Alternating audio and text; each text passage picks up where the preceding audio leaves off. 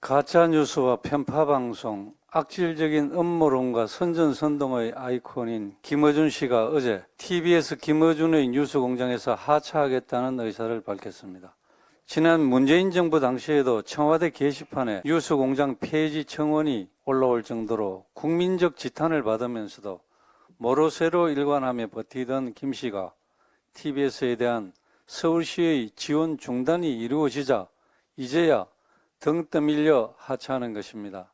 하지만 그간 저질러온 온갖 추악한 행태에 대한 반성과 사과는 하차선은 어디에도 찾아볼 수가 없었으며 되레 자신의 성과를 자랑하는 듯한 모습까지 보였습니다. 기가 찰 노릇입니다.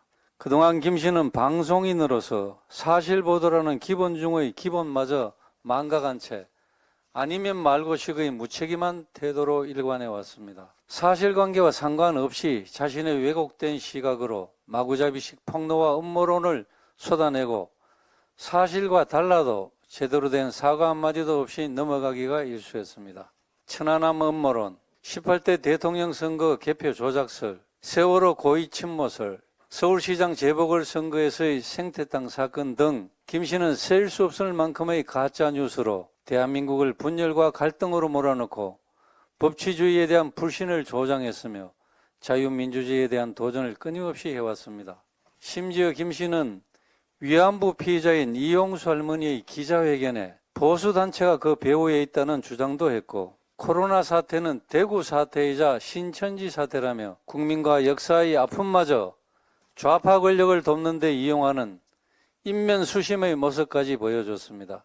이렇듯 서울 시민의 혈세가 투입되는 TV에서는 교통정보 제공 등의 본래 취지와는 다르게 좌파 권력의 노예가 되어 언론 본연의 목적을 상실해버렸습니다. 비록 김 씨는 떠난다고 하지만 그렇다고 그간의 모든 일이 없었다는 듯 끝나는 것은 아닙니다. 당장 김 씨가 망가뜨려 놓은 법치주의와 국민적 신뢰, 사회적 통합을 회복하는 데는 얼마나 오랜 시간이 걸릴지 모릅니다.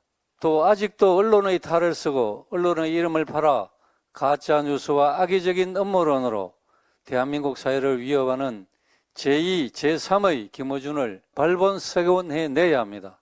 이미 김어준 씨는 허위사실 유포 혐의로 사법당국에 고발이 되어 있습니다. 다시는 가짜뉴스가 발붙이지 못하도록 우리의 아이들이 상식에 기반한 사회에서 살아갈 수 있도록 수사당국은 신속하고 철저한 수사를 통해 김어준의 범죄가 확인되면 엄벌해야 할 것입니다. 김 씨 역시 마지막 양심이라도 남아있다면 수사에 적극적으로 협조하고 그동안의 행태에 대해 국민 앞에 섰고 대지하기 바랍니다.